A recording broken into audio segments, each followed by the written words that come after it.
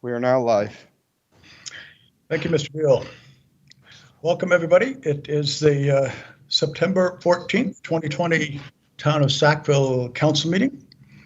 And as usual, we are virtual. And so if you have any questions, please let the office know so we can catch up on some of the questions you might have from tonight. And we'll call the meeting to order, but we will then go directly to a roll call so we all know who is online from the town. So we'll start with, please reply if I call your name. Lori Bickford, are you here? Yes, Your Worship, I am here. Thank you. Ron Kelly Spurls. Yes, Your Worship, I am here as well. Todd Cole. Yes, Your Worship, I am here as well. Matt Pride. Yes, Your Worship, I'm here. Thank you. Sean Finney. Yes, Your Worship, I'm here. Thank you. Craig Bowser. Yes, Your Worship, I'm here. Thank you. Becky Goodwin. Yes, Your Worship, I'm here. Thank you. Dwayne Acton. Yes, Your Worship, I'm also here. Thank you. Michael Beal, we know you're there. Donna Beal. Thank you, Your Worship. Yes, I'm here. Jamie Burke. Yes, Your Worship, I'm here. Thank you. Okay. Councillor Finney.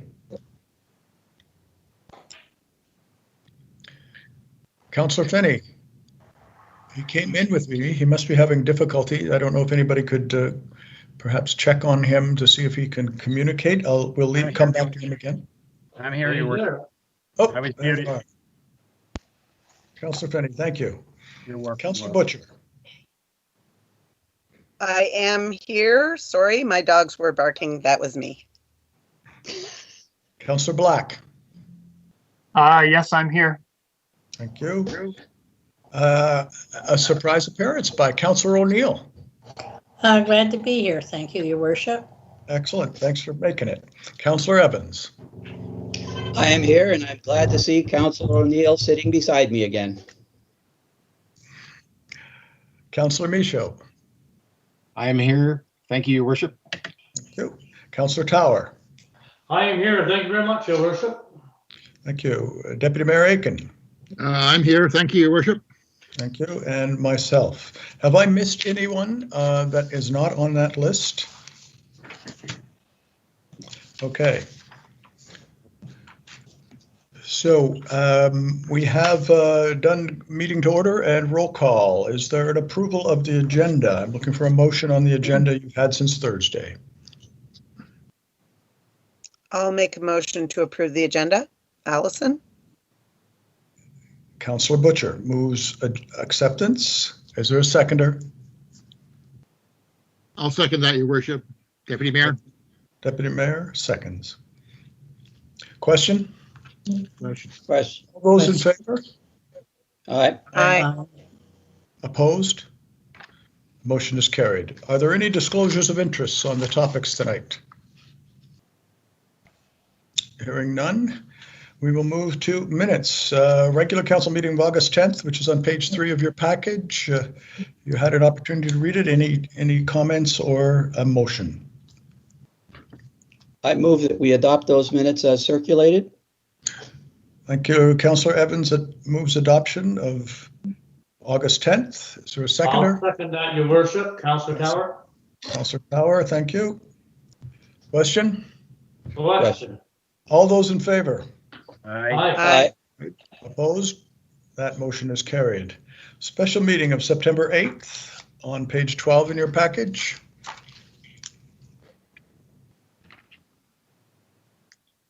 Is there I'll move the adoption of those as well then. Deputy Mayor moves acceptance. Councillor Evans, you second that? I'll second that. Yep. Thank you. All those in favor? Aye. Aye. Opposed? That motion is carried. Thank you. Anyone have business arising from the minutes? I do not. Myself, anyone else?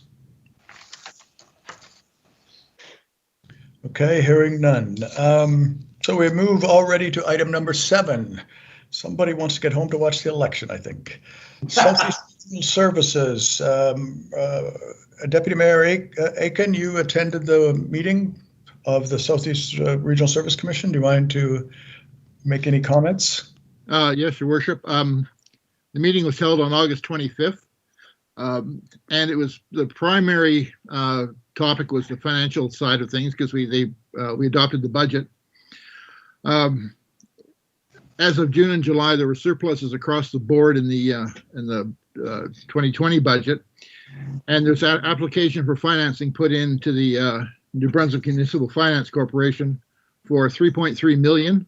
This is for a new administration building for the commission. And the budget for 2021, they said they kept in mind that municipalities were tight for money this year, or potentially could be, and generally trying to save money. So the operating budget for 2021 for the Service Commission includes no salary increases for staff and no increase in member contributions. And they're going to reimburse unused 2020 member contributions. The budget itself went up by 0.64%, and our contribution to it goes down by $48. So instead of $328,953, we pay $328,905. The Solid Waste Commission revenues were down 1%, but at the same time, they are reducing the residential rate for us from $57 to $56 per unit. All other rates stay the same. The electricity produced by the methane evolution at the facility yielded a net profit of $132,000. So this is where they're able to keep the money down. The planning department had a surplus of $295,000. So the member contributions went down by $33 each. The RDMO, the regional marketing organization, had no budget this year, and it's lying fallow for a while. So overall members are being reimbursed $21,000. Those that participated in the Dangerous Unsightly Premises initiative were reimbursed $80 to everyone who kicked in, but that wasn't us. We didn't participate in that. And the WA Transpo had, again, $50,000 for 2021. The solid waste report, there was an increase of 20% in visits to the facility this year. Eco depots were up 100%. So people are using those quite a bit. The local planning commission in June and July had $100 million in permits. A lot of it small projects, nothing really big. And that was pretty much it. There was other minor things on just meetings that didn't happen, but like I say, the main thrust of the meeting was the financial report. And that's it. Questions on the report, please?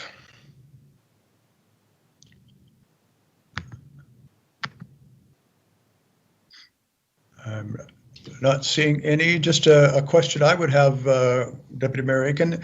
The high numbers of the use of the waste, both at the landfill and at the Eco 360, is that reflective of what did they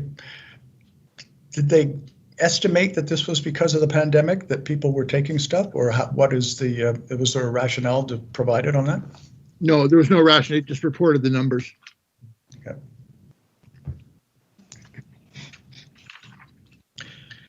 Okay, thank you for that. If there's no other questions on the report, we would move to planning, and that's Ms. Bickford, please. Thank you, Your Worship, members of council. In the month of August, 5 permits were issued. This brings our year-to-date total to 32. Among the 5 permits that were issued were 2 new houses, with a yearly total of 4 new houses going on in the town of Sackville.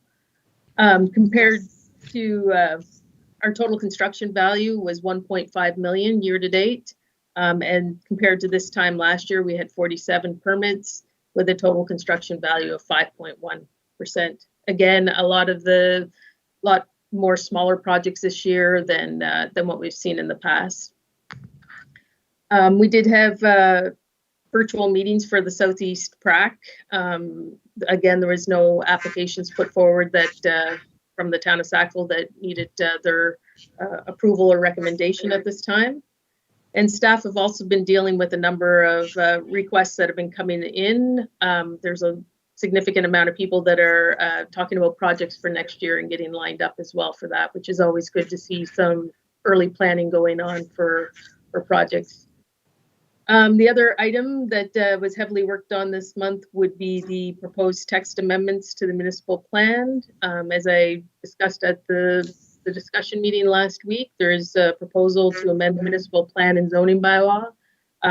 This would see the addition of abattoirs within that industrial designation if council was interested in entertaining that particular application. Abattoirs are also commonly referred to as slaughterhouses. And the second part to that, of course, if the town was interested in amending their bylaw, then of course there's also an application that came forward to rezone a portion of a property in the industrial park to accommodate this particular use. The resolutions that would be put forth by council to council tonight for their consideration would look at setting the public engagement process. So it would set public hearing dates, public presentation dates, as well as give staff the opportunity to go out and circulate to neighbors within 100 meters of the proposal, an invite to any public engagement that would happen. So that's my general summary of the monthly report, and if there's any questions. Any questions on the basic report? If not, we will be moving to more detail of one of the topics raised there. But are there any questions on the report? I'm not seeing any, so Ms. Bickford, I guess you are up again. Yeah, so just that basic summary. We do have a request in from Chris Pierce on a proposal to amend the municipal plan and zoning bylaw. This would introduce the abattoir use to the industrial designation only. So that would be the only area identified on the future land use map where this particular use could be considered, if it's accepted as proposed. And then it would allow staff to proceed with drafting up a proposed amendment to the zoning bylaw, which would look at introducing abattoirs as a separate zone altogether. It would introduce a intensive resource zone, and part of that would be that any intensive resource request that came forward would have to go through a development agreement process. This would allow council to consider on a site-by-site basis these particular requests, add into a more tailored approach to control the development itself, and doing that through an agreement that gets registered against the property. And then the final part to that, of course, is the rezoning of the property located on Crescent Street. It is 72 Crescent Street. What they'd be looking at is taking the half of the existing building that's located on that and zoning that portion of the property to the intensive resource to allow the abattoir to be located in that building. The remainder of the property would remain industrial for the other uses that are going on that particular property.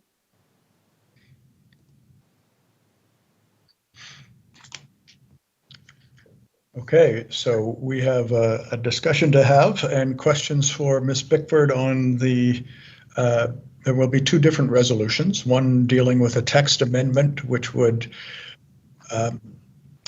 correct me if I'm wrong, Ms. Bickford, but a text amendment would allow that as a use within a certain zone in the future, but not a specific site unless there is a proposal under that.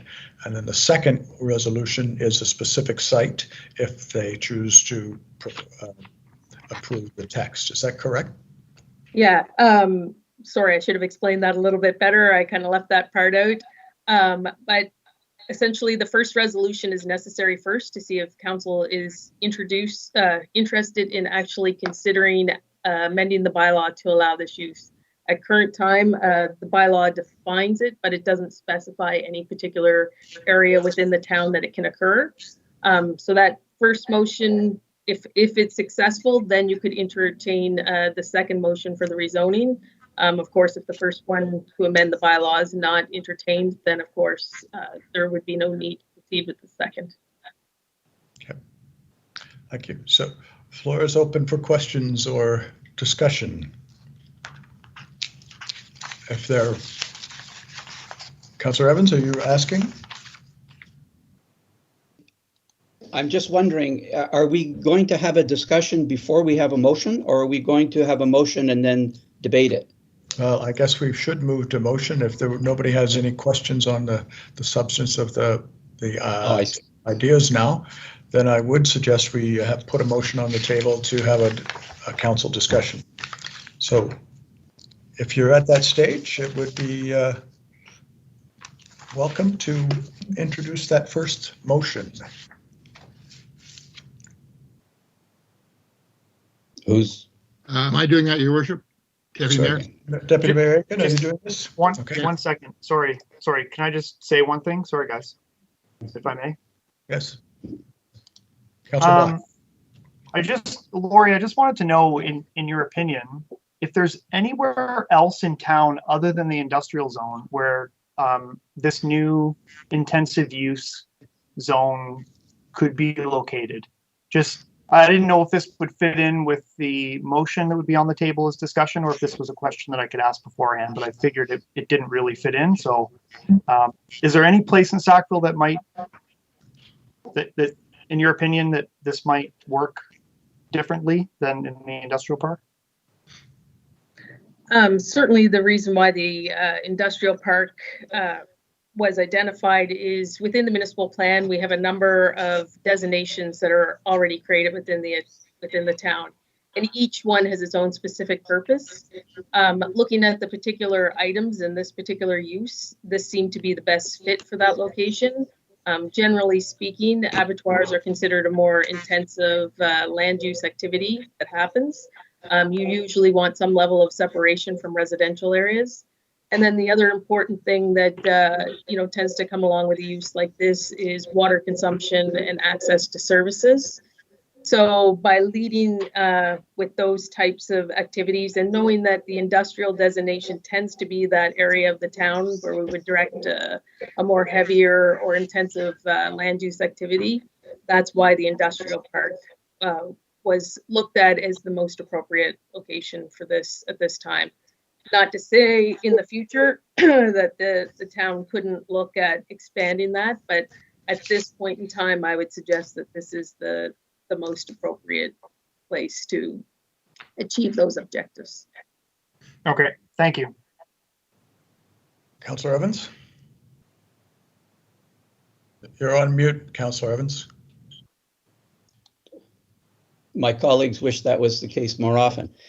Just to follow up on Councillor Black's question, we actually do have another area in the town zoned industrial, but it's more a hypothetical. I believe doesn't even have water service. Is that correct? So I think the answer is this is the only place without major changes being made. Is that safe to say? Yeah, I mean, certainly the first step is to introduce that industrial designation, which would also apply to that the undeveloped area that's been identified, but that one is limited right now due to the lack of infrastructure that's up there, including the sewer, water, as well as public roads. So at this point, that wouldn't be, if we were looking at a particular application to rezone for this use in that particular area, I don't see that as being a viable option at this time. Right. Okay, thank you. So the first step is to address the municipal plan. And then if that's successful, we'll move on to the zoning bylaw and the actual rezoning. Well, the first resolution would actually cover both the municipal plan and the creation of the new zone in the zoning bylaw. Okay, thank you. Okay, thank you. We're getting a little feedback. If some people have their microphones on, please mute them when you can. Deputy Mayor, you have a motion to introduce. Yes, Your Worship. The first one, I move that whereas council has considered an application from Chris Pierce to amend bylaw number 243, the Town of Sackville Municipal Plan, by introducing policy to support a new intensive resource zone in the industrial designation, which will permit abattoirs as a Section 59 rezoning by development agreement. And whereas council has agreed to consider an amendment to bylaw 244, the Town of Sackville zoning bylaw, by adding an intensive resource zone, which will list abattoirs as a permitted use and include general regulations. Be it resolved that the council of the Town of Sackville directs that appropriate bylaws be prepared to amend bylaw number 243, the Town of Sackville Municipal Plan, and bylaw number 244, the Town of Sackville zoning bylaw, as it pertains to the above noted changes. That the proposed bylaws be referred to the Southeast Planning Review and Adjustment Committee for their views.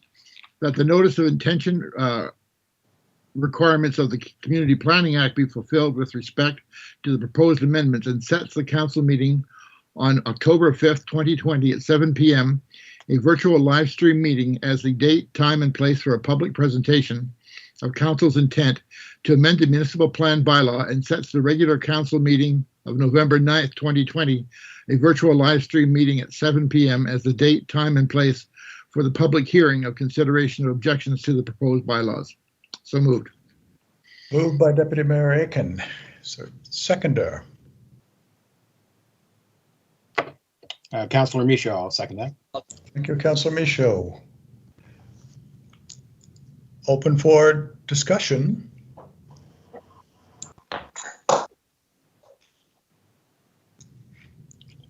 Are there any? Councillor Evans, please.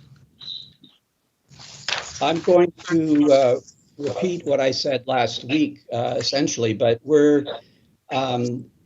dealing with two issues here. One is what we would be doing is we're starting the process whereby we will get public input and we'll have a chance to consider it. So it's not a commitment to go ahead with this. It's a commitment to start the process. I want to make that clear.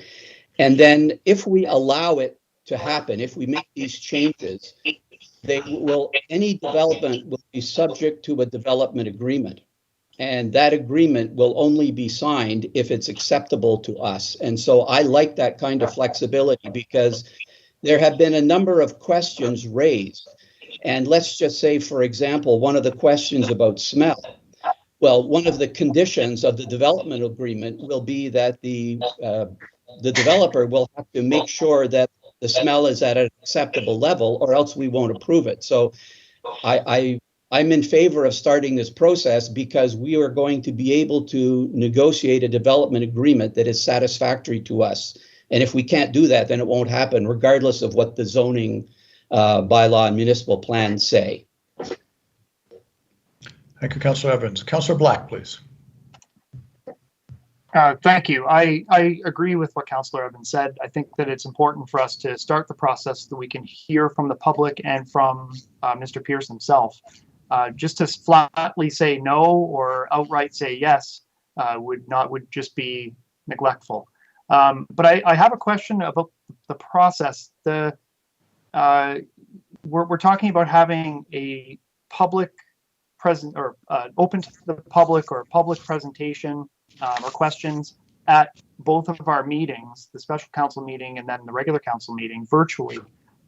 Since we haven't really come up with any solid and concrete way for people to be involved in our council meetings, how is this all going to happen? How is this going to work? I wanted to know more about the process of it, because if we're going to put letters out to people to come to this to give their input on whether they like the idea or don't like the idea, so that we can hear from them legitimately, then we need to have something better than what we have now. That's a good question. And I know it's not a question for you, Lori. I apologize. And I am looking at you. I know you probably can't tell, but I'm looking at you. But anyway, yeah, if there could be some explanation about that, that would be great. Mr. Burke or Mr. Beal, would you like to respond to that? Is that possible right now? Yeah, Your Worship, I'd get Ms. Bickford to kind of explain how their Planning Review and Adjustment Committee meetings have worked first, and then Mr. Beal and I can chime in as needed when she's done. Okay, Ms. Bickford, please. Sure. So you know, in other meetings, especially as Jamie had indicated, the Southeast Regional PRAC, we have continued to on with our service electronically. We've been using Zoom to hold our meetings, which does allow the public to engage back into the meetings. The notification that gets published and circulated within the community actually has the Zoom link right in it. In our particular case, it's my understanding that, and you know, we have some flexibility and some time to prepare for that as to what method we would choose to do that. At this time, we're looking at continuing to do it through Teams. So again, there would be an opportunity for the public to sign up and be invited to speak in that portion. Of course, it would be the same thing as we would do in any public meeting, where we would set parameters for engagement, making sure that everybody had a fair opportunity to speak. The other opportunity would always come. We would never eliminate the possibility of people to provide written comments, which would get read into the meeting as well as provided to council as part of that process. So this has been quite common since COVID's happened. A lot of applications have been continued on through. We have yet to have any negative feedback from the PRAC side of things, where we're hosting our meetings and the public have been able to engage. Great. Burke, Thanks, Lori. Mr. Burke, do you need to supplement that, or has she covered it well?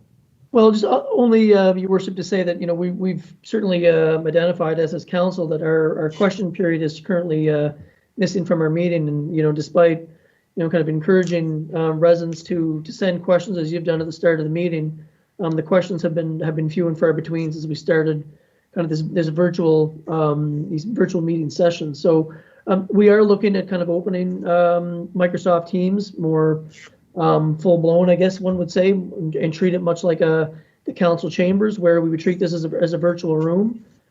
We haven't done that. We are going to do some testing with our IT providers and make sure that would work. So as Ms. Bickford said, we certainly have some time to get some bugs out. But if we're going to continue to meet virtually, the question period, of course, we would be looking to integrate that into an online presence. And, you know, the other alternative is to get back to in-person meetings, which I'm sure we'll be discussing at some point in the very near future as well.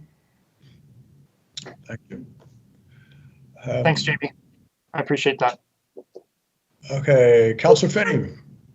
I just wanted to say that I'm going to vote in favor of it at the beginning because I want to hear what the public has to say. After reading the 7 responses from Bruce Work's report, there's certainly a lot of conflict there. So to hear from the rest of the community, I'm looking forward to it. Plus, I'll also have the opportunity over the next month to speak with people, asking them personally.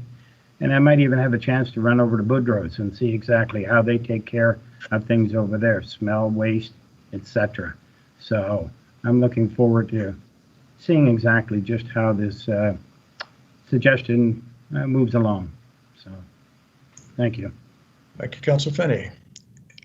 Any other councillor wish to weigh in? Councillor Tower, please. Thank you, Your Worship. Lori, having read the news about Chris Pierce talking about this, and he's talking about that he actually wants in time to get big as Boudreaux's. To achieve that, he would have to come back to us to make any of those changes, would he?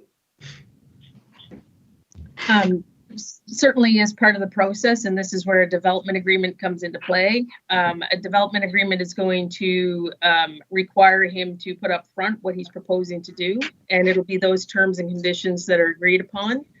Any changes beyond that, so if he's looking at expanding beyond what's covered under that development agreement, would trigger a public process again, in which he would have to go back through and apply for a variation to it. So I would suggest that I always recommend to clients that they think long term of what it is, because that could depend on how people perceive the rezoning up front anyway.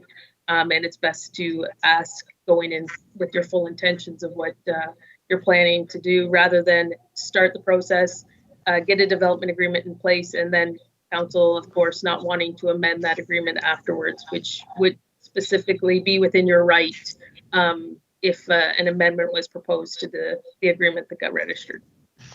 Very good. Thank you, Lori. Councilor Finney, is your hand up again, or is that still up? No, it's up again, Your Worship, if I may. Go ahead. Lori, can you tell me, if we did this and passed it all the way through, and then all of a sudden Mr. Pierce did not abide by the agreement, what could we do? Could we just dissolve everything and shut him down? You know, certainly these are all details that get covered through a development agreement as to what the remedy is for not to, if there's a violation in it. There's always a term that gets added into that as to it can range in different. It can take on a variety of different forms. So, you know, it may be that if it's not started within a certain amount of time, the zoning reverts back.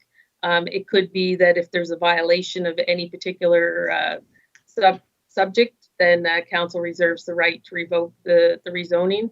But there's a standard format that we follow with a development agreement, and it usually covers, well, it doesn't usually, it always does cover that particular issue of a violation of the agreement and what the consequences of that are. Thank you. Thank you. Are there any other questions, or shall I call for the question? Question. Question. Okay, all those in favor? Aye. Aye. Aye. Opposed? That motion is carried. Thank you. And Deputy Mayor, are you making the second motion on this? Yes, Your Worship. Okay, please move ahead. I move that whereas council has considered an application from Chris Pierce to amend bylaw number 244, the Town of Sackville zoning bylaw, by rezoning by section 59, a development agreement, a portion of the property known as PID 70648589, from industrial to intensive resource to permit an abattoir. Be it resolved that the council of the Town of Sackville directs that the appropriate bylaw be prepared to amend bylaw number 244, the Town of Sackville zoning bylaw, as it pertains to the rezoning. That the proposed bylaw be referred to the Southeast Planning Review and Adjustment Committee for their views. That the notice of intention requirements of the Community Planning Act be fulfilled with respect to the proposed amendment, and sets the regular council meeting of November 9th, 2020, a virtual live streamed meeting at 7 p.m. as the date, time, and place for the public hearing of consideration of objections to the proposed bylaws. So moved. Moved by Deputy Mayor Aiken. I'll second that, Your Worship. Councillor Tower. Councillor Tower seconds the motion. Thank you. Open for discussion. Anything? Have we discussed it enough for everybody? If you are good with that, I will call the question, but that's if there is any other questions on this, please feel free. Question. Question. All those in favor? Aye. Aye. Opposed? Motion is carried once again. Thank you. Thank you, Deputy Mayor. That moves us. Thank you, Ms. Bickford. That's your time on the agenda for that part. And we move to Mayor's report. Sorry, Mr. Beal?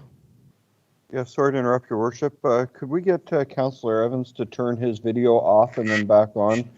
He's the only one that's not showing up on the live stream, so that may correct it, it may not, but I thought we would give it a try while we're doing this. Somebody's doing security on somebody quarantining, I think.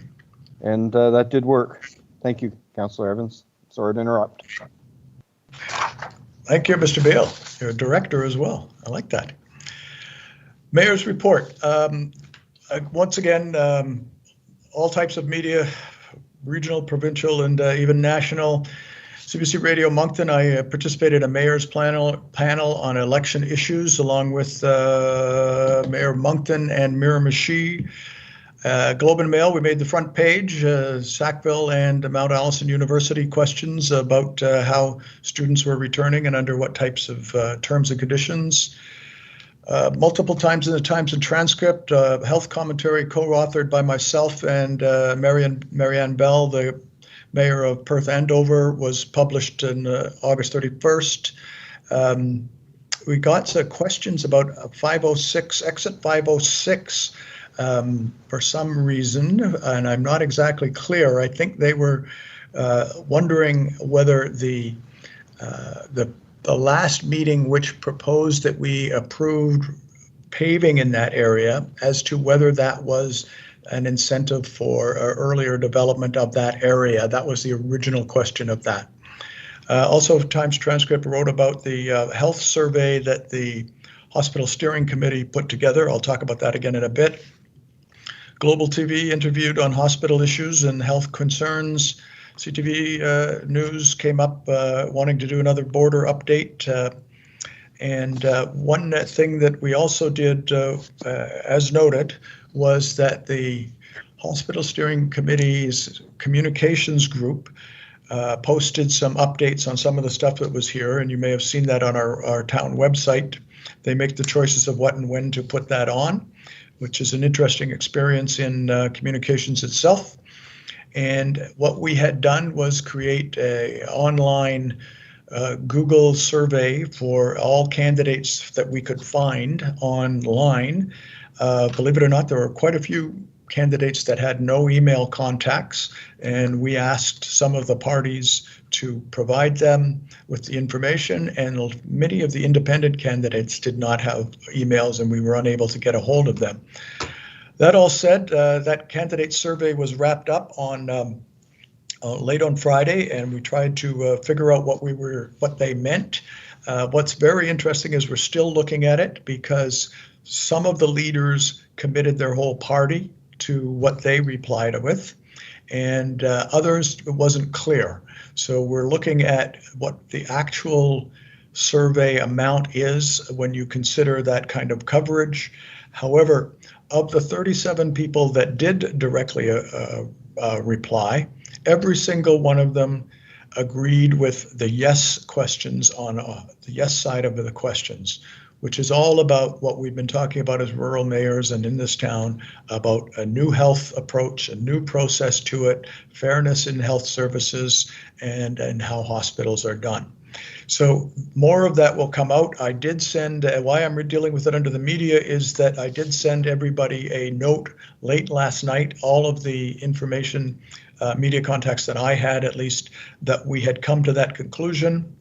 And the rural mayors are fascinated about what this data means moving forward, whatever comes out of the election tonight. By the way, I have an early morning interview with Global, who wants us to discuss what the election outcome will mean, given what our situation and our stand has been on hospitals and health services.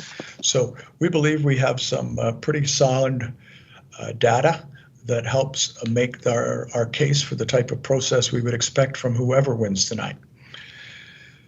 So that's all under the media. I attended the Green Party's presentation at Sackville Memorial Hospital. I also attended the Liberal presentation, which was 2 hours later at the same site. Lots of interaction with the rural mayors network that we have set up, both virtually and through a bunch of emails and us sending out information on what we're doing here. COVID task force, regular updates, miscellaneous task and role questions, looking at, also had a discussion with the co-chairs about whether it's time to revise the nature of the COVID task force, given where we are at, given that there is another resiliency committee coming in, given that local people have put so much time into this for the last multiple months, that maybe there is an opportunity or a requirement for us to change some of that. Hospital Steering Committee, we did meet electronically a couple of times. They were involved in the survey development, wedge page update here at town. The other thing that we also heard through that was that both health corporations have apparently invited their staff to meet with the two CAOs in the days after this election. Their topic appears to be what their strategic plan is and what their view of what will happen in the future with the two corporations is what they're telling people about why they need to talk to them. A little disappointing in some ways for us, but it just shows that whatever the process is really needs to be transparent, because this only came to us through some internal suggestions that we should know about this. Also briefly attended the Massey Wall candidates meeting in chambers here, but there were too many people, so I volunteered to leave, and Mr. Kelly Spurls volunteered to sit out in the lobby to make the wait, if we could call it, for the round to happen. Met the MP, or did not meet the MP. I have updated the MP a couple of times in the last month on local issues. I did meet one provincial candidate at their request. This last election, I met every single one of them at their request, but I only had one ask about local issues this time. Did debrief the party reps, but not the candidates, on some of the topics that I thought that the candidates should think about and what their priorities might be. Mayor of Perth Andover had an opportunity to speak to the Premier, and we consulted on some of the themes she wanted to take forward. So we haven't heard back on that, but glad she reached out to us. We had coordination with Mount Allison Communications on a whole bunch of issues, including some of my activities. Lots of questions through the public on many fronts. COVID testing, authorities of masks, CN issues, borders, paving, students, etc. And the deputy mayor and I coordinated on multiple files, and the reason for that is my last topic, which is that, as you all council probably know by now, that I did sign my letter of resignation effective for October 1st late last week, so that we could have a couple of resolutions on this meeting. As you know, Councillor O'Neill has also decided, as we both said we would look at our commitments by the time October 1st came. And Councillor O'Neill can speak for herself, but she also indicated that she too would be resigning from her seat, and there will be a couple of motions about that later on today. So that's it. Any questions on any particular topics? No? All right, hearing none. We are then moving along to CAO report, please. Thank you, Your Worship, and members of council. You'll see my report letters on page 18 of the package. So I guess we've been actively updating our operational plan, given that we've made some changes in all of our indoor public areas of town-owned facilities where we now require masks. So that's certainly been one change. And as we look to reopen the Civic Center, it's kind of all hands on deck as we look to update the operational plan to ensure the safety of the public and our own employees in that facility as well. I've been pleased to join the Department of Public Safety's Regional Resiliency Steering Committee for Region 7. So I'm joined on that group by a variety of provincial department reps, as well as the city manager for the city of Dieppe and the executive director of the Southeast Regional Service Commission. So that's all aimed at preparing for a second wave of COVID-19. And as you'll probably see in Chief Bowser's report, and as well as the corporate projects report, we have several initiatives underway with the province. The resiliency group is meeting tomorrow, and then all day Wednesday is a tabletop exercise, which is taking place throughout the Southeast region. So certainly looking forward to participating in that.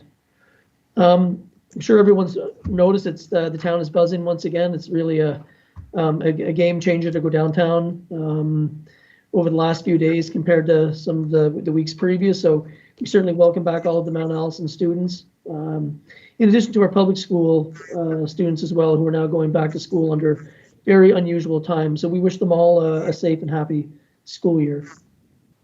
We recently saw the departure of our summer students. As everyone knows, they provide an essential service for us over the summer months. When some of our regular staff are on holidays, our summer students are working to provide a variety of services from public works to tourism counseling to recreation programs. So we want to thank each and every one of them for another job well done. And then lastly, Your Worship, if I can, I'd just like to certainly thank our fire chief and his 2 deputy chiefs for their work on the September 8th fire downtown. Certainly our hearts go out to the business owner, as well as the students who have been displaced. But without the professional expertise of our own crew and then making the necessary arrangements for some assistance, I think we all realize it could have been a lot worse. So hats off to the fire department, all of the first responders who responded to that incident. So, Your Worship, there's a variety of highlights there from the variety of reports from department heads, but I won't steal their thunder. I'll allow them each of the liaison councillors to kind of go through and pick out what's most appropriate as we're going through the various departmental reports. But I'm happy to take any questions on my own report. Any questions on the CAO's report, folks? Councillor Evans. Yeah, this is a comment, not a question. I just want to thank the CAO for what I thought was an excellent report. And I also want to extend my gratitude for him for operationalizing the consensus that came out of our discussion about mask wearing and stuff. And I really appreciate that. It was a wide-ranging discussion, and it wasn't clear. There wasn't a motion, but you recognized, I think, what we wanted, and you've made some changes, and I just want to personally thank you for them, and I appreciate it. Thank you, Councillor Evans. Any other questions on the report? Okay, I'm not seeing any. So we shall move on to finance and admin. Your Worship, I think Councillor Finney had a question. Oh, sorry. Not to block me out yet. Didn't see your hand there. Well, it was up. Anyway, Mr. Burke, could you tell me exactly, it says continued work on the town's operational plan, tender closings, and important training sessions. What are the training sessions? Sorry, Councillor Finney, can you repeat that? Yes, in your report, it says continued work on the town's operational plan, tender closings, and important training sessions. What are the training sessions you're talking about, referring to? Yeah, thanks, Councillor Finney. The clerk's office attended a new session that's being put on by AMA&B for a variety of staff, and that's being rolled out for all members. And it's really a new program offered through the University of Moncton, and it's going to be offered to all members of AMA&B. As you may know, AMA&B is changing their fee structure here at their virtual AGM later this week. Which will open that up to all members of the municipality instead of just a handful of current members. So that's one of the training sessions that the clerk's office has attended over the month. What is it referring to? I'm sorry, I must have missed that. AMA&B? Yes, I know AMA&B, but what is the training session about? What are they learning? It's really for municipal management, Councillor Finney. So it covers all facets of municipal government, from law to policy to finance. It's a variety of topics, and perhaps Don or Becky, maybe one of you want to touch base on the particular training session to answer some of Councillor Finney's concerns.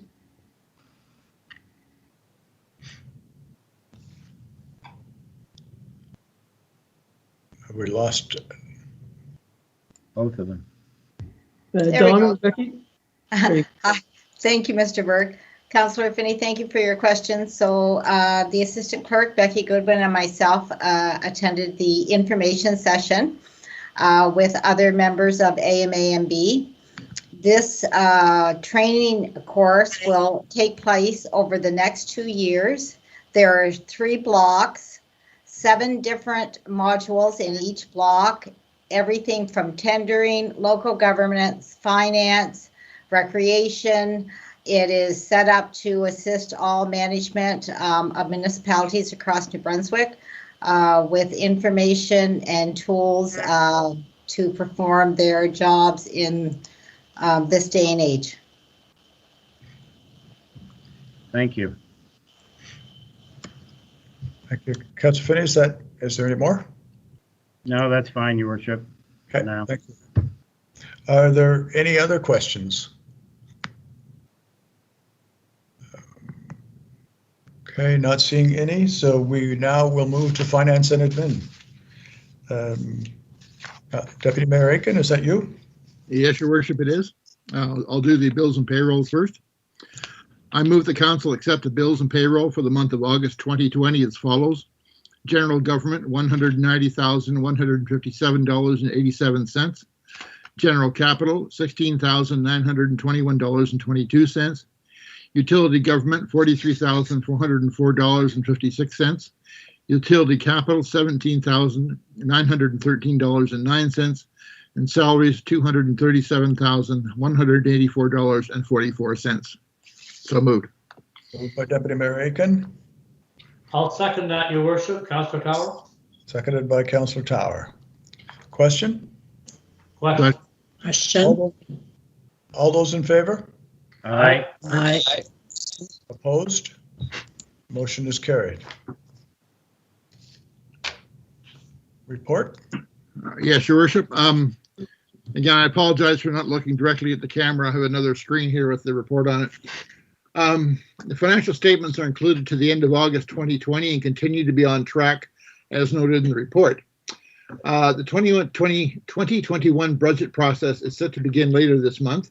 New timelines by the province will require us to have the budget approved at the November council meeting rather than December meeting. Public presentation by groups, organizations, and individuals will be September 21st, 2020. If you wish to be placed on the agenda, you must contact the clerk's office by September 14th, 2020, which was today. A review of water and sewer accounts will be done in September for those who have large arrears, and the town will be sending a shut-off reminder notice for those large accounts that remain unpaid by giving 30 days to pay the amount or make arrangements to pay. With COVID and that we are still in the pandemic, the town will work with any and all customers who need time to pay to avoid shut-off of services. It will be important that those who receive these letters contact us if they are unable to pay by the due date. The Lawrence Street Phase 2 final claim submission that took place in late May has now been received. In late August, we received the final payment of $222,997. This represents the closure of this phase of Lawrence Street financials. The total federal and provincial contribution was $2,186,022, with the town contributing approximately $722,000 to the project. This total amount was funded through capital added revenue and general capital reserve fund over the years 2018, 2019, and 2020, with no long-term borrowing required. An FCM funding application for the new public works order system as part of our asset management plan is being completed and must be submitted by September 22nd, 2020. This was submitted on September 14th, 2020. There'll be a motion presented tonight relating to expenses for repairs to our audiovisual equipment in council chambers. This equipment is 9 years old and was new when we moved into the building. It's suspected the damage occurred as a result of a major thunderstorm or a transformer that blew out, but could be from age. We received a quote for replacement of the damaged parts and need council to authorize this expense, with the funds coming out of the capital budget for building maintenance and repairs, which has a $40,000 budget, and nothing spent to date. Ivan's AV will work towards limiting the cost if not all the switches within the controller need replacing, but are looking for approval for the worst case scenario if all the parts are replaced. The due date for dog tags was July 31st. We're now undertaking a review of who got tags in 2020 and who did not compared to prior year lists and begin to contact those who have not registered. Also included are the bylaw enforcement reports and animal control reports. And our bylaw student completed his term in late August and has now returned to school. We'd like to thank Kyle Tower for all his work this summer. And that's the report, Your Worship. Any questions on the finance report?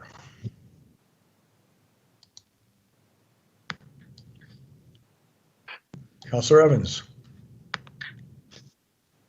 I am going to make a comment, and I've made it before, but I think it's worth making again. We had a $2.9 million project that we pulled off successfully without borrowing any money. And I think that's significant and bodes well for the future as we continue to do capital out of revenue projects. I have a question about the FCM funding application. In the report, it mentions there were 2 intakes. I believe we were in time for the first. Do we know that we were unsuccessful, or have they just not announced whether we were or not for the first intake? Mr. Burke, is that for you? That's our treasurer, Mr. Beal, Your Worship. Mr. Beal, please. Thank you, Your Worship. As noted in the report, it was submitted today. And actually, during the meeting at 7:12 tonight, I got the email indicating that it has been received. Our application number is 17357, and they are currently working on application number 16351. So we're in the queue, but we're 1,000 applicants to go before they review our application. We are in the first input, provided there's enough money available. But like I say, we're about 1,000 applications before they get to us, but it is now in the queue. Thank you. Thank you for that. Any other questions?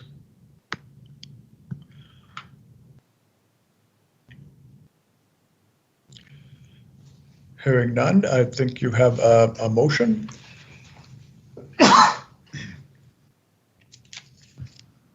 You're on mute. Huh? You're on mute. Sorry. After I read this motion, I'll get Mr. Beal to comment on on what went on with this. I move the council approve the repairs to the audiovisual equipment within council chambers from Ivans AV of Moncton, New Brunswick, in the maximum amount of $34,310.87, HST included. So moved. Moved by Deputy Mayor Aiken. Is there a seconder? I'll second that, Councillor Evans. Thank you, Councillor Evans. Moved and seconded. And Deputy Mayor, you wish Mr. Beal to speak to this? Yes, Your Worship. Mr. Beal? Thank you, Your Worship, and Deputy Mayor. So sometime between August council meeting and September discussion group, we had a failure of some equipment, audio-video equipment in the control room. What happened was unknown. We know that during the month there was a power outage from a transformer blown. There was also a pretty heavy lightning storm, but the equipment, as noted, is also 9 years old. So we had Ivans come in and undertake a review.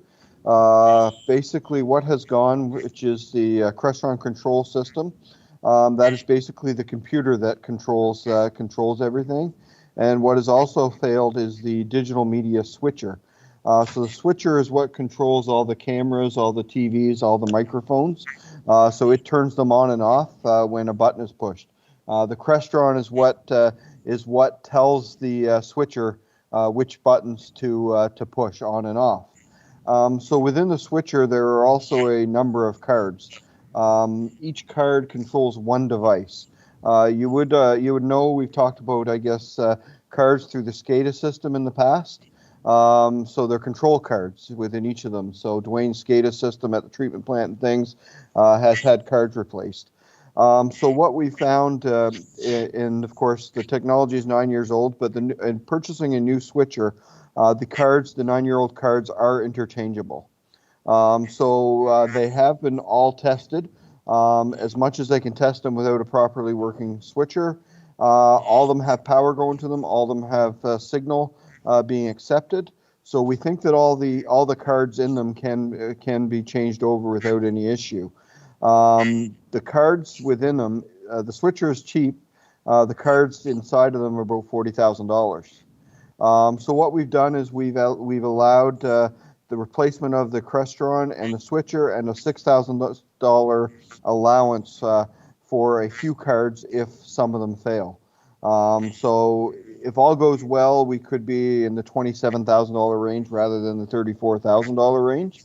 And those cards, if one fails in the future, it's one device that has failed, and they can be replaced one at a time if one fails in 2 years and another fails in 5 years. So they're not critical that they all be replaced unless they failed.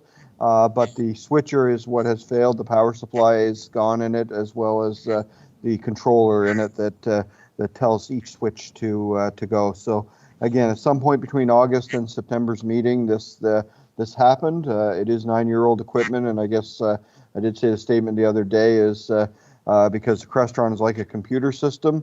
Tell me how many computers are running out there that are 9 years old, and there would be not many, of course, other than Councillor Tower, as he informed me during finance meetings. So again, we haven't put any very much money into it. A few microphone repairs over the years, but nothing major. So if this is a once every 10 years occurrence, then it is part of regular maintenance, but it is over the spending authority without a motion of council, of course. So we would not be able to hold a live meeting without this working. As noted during the special council meeting, the computer doing the live stream is plugged directly into the live stream device. None of the audio video equipment is plugged in, and we cannot without those two components in operation and working.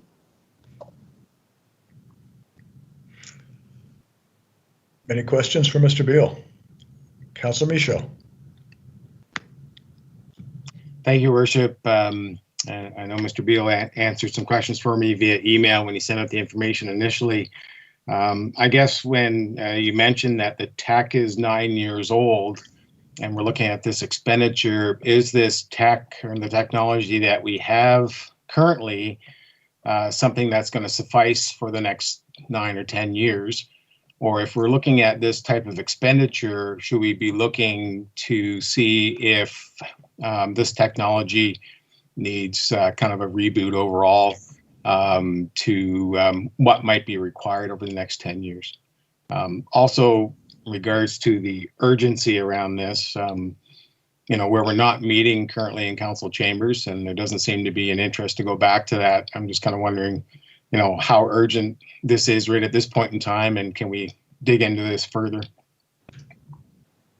There is a lead up time to order this, of course. So I do believe they said could be 4 to 6 weeks for parts to come, for the items to come in, and then there is an installation cost as well, and switching out the switcher is a 32 by 32 switcher, of course. So you multiply those out, but we operate, I believe, with 2040 about 70 cards that need switched over. The devices, the Crestron is being upgraded from a 200 series to a 300 series, so it is the newest Crestron technology. The switcher as well is the newest technology. The only thing we could do in here to add to chambers, you notice when we're in meetings that the camera takes a few seconds to pan over to people and things. That's the difference between a $100,000 system and a $250,000 system, right? And or $1 million system where things become instantaneous. So as far as staff goes, myself, I do believe that it will suffice with what we wish to do for the next 10 plus years. And unless again, if we would be looking at to make any major improvements, additions to it, substantial budget because you'd have to change out all the audio video equipment. And the first quote did come in with all the cards being replaced in the 75 to 80,000 range, and luckily I was sitting down. So, but again, that would be council's prerogative if they wish to wait. But there is a lead time up to get this installed and ordered in and installed, and to do upgrades, we would be looking at having to make a significant budget budget allocation in 2021. Councilor Michaud, do you have a follow-up? Yes, thank you, Worship. So Ivans is the only company that's capable in the region that can do this work, or are there other companies out there that we might have touched base with in regards to pricing? Ivans is the ones who installed the original equipment. Ivans is the one we've used for 10 years. When this did fail, it was I found out just after noon on the night of the discussion group, and Ivans did pull off a technician to come down and get us operational for that evening's meeting. At one point, we thought we would not be, we would be canceling the meeting as a result. We've had a good working relationship. I'm not sure. I'm sure there are other audiovisual people out there that that can supply this. I know we've, I think the CAO has had an email from an international company, I believe, looking to provide audio-video equipment to us, which again, we do have a great working relationship with them. But I did see the manufacturer's suggested retail price on this, and the MSRP versus the quote is quite a bit lower. All right, thank you. Councillor Finney, please. Michael, is there a warranty on all this work that's being done? And if so, how long? The standard warranty on it is 1 year. So that would cover a time period where it's installed and running, of course, where there may be manufacturer defaults in anything. It's the same standard warranty on our computers we buy, but we do buy a 2-year extended warranty on computers we buy. So there is a standard 1-year warranty on this. Okay, thank you very much. Any other questions? Shall I call the question? Question. All those in favor? Aye. Aye. Aye. Opposed? That motion is carried. Thank you. And is that it for Finance and Admin, Deputy Mayor? Yes, that is, Your Worship. Thank you. So we will move to item D, Tourism and Business Development. Councillor Michaud, you're leading that, I believe. Yes, I am. Thank you, Your Worship. The report appears in the package on page 30, and I'll just touch on a few highlights here. First of all, the Tourism Business Development Liaison Group met virtually on August 31st. At the Visitor Information Center in August of 2019, we had 1,075 people. In 2020, we had 267, or about 25% as many as last year. This is an improvement from July, when it was about 21% of last year. Our new sackville.com/explore page is now live. There's an improved landing page for visitors and includes links to walking tours, itineraries, our videos, and more. Our third video, which celebrates Sackville as the center of the Maritimes, will be added to the page this week. I did spend some time there over the weekend, over the last few days, checking that out, and it's very well done and a lot of information there for folks who are interested in exploring Sackville. The Sackville Business Passport also continues to be popular. They are available at Town Hall, at the Visitor Information Center, and at participating businesses. You get 10 stamps by October 31st and receive a free t-shirt and enter a draw for $1,000 in local shopping. You can contact visitor@sackville.com for more details. And also, it doesn't necessarily have to be a participating business that's logoed in the passport. I think there's a free space or so for other businesses, and so it is available in that gift, or the draw is it's good for all businesses in the downtown. The CEO and the manager are reviewing the results of the business needs survey that was recently conducted. We can report that we are moving forward on some initiatives, such as Buy Local campaign, which includes the passport noted above. We will be discussing the results further with the Business Improvement Association, and we'll have more ideas to assist local businesses to bring forward to council in October.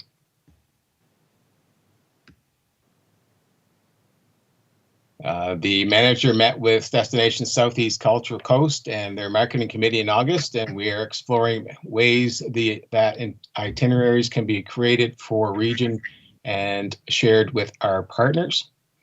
Just a note, Craft Gallery opened in the Visitor Information Center September 1st, and that has gone quite well. I know they're doing a lot of promotion through Facebook in regards to getting people engaged, and are ensuring that with the new requirement in town-owned properties with masks, that their customers are wearing community masks. The NB Greenways Group, which is looking to replace Trails NB, held a virtual meeting in August. They are looking to incorporate soon and to start developing programs. And lastly, the food safety course we have planned for September 29th still has places available. Anyone interested should visit www.sackville.com/programs or contact Ron at 364-4938. And if there's any questions, I'm sure Mr. Kelly-Spurls would be happy to answer those. Any questions on the report?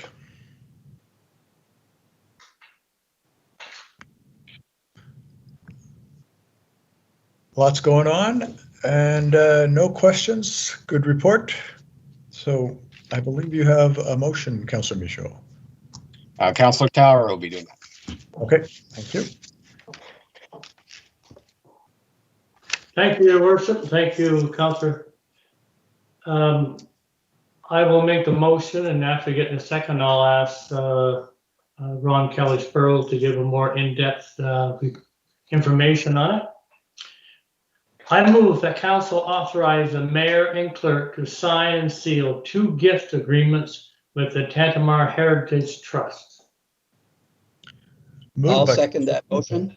Moved by Councillor Tower, seconded. Was that Councillor Evans? It was. Sorry about interrupting. Thank you. So moved and seconded. Councillor Tower, you wish to ask staff to supplement? Yes, please, Your Worship. Mr. Kelly-Spurls? Thank you, Your Worship. Members of council, I'll give a brief summary here, but I'd be glad to answer more questions.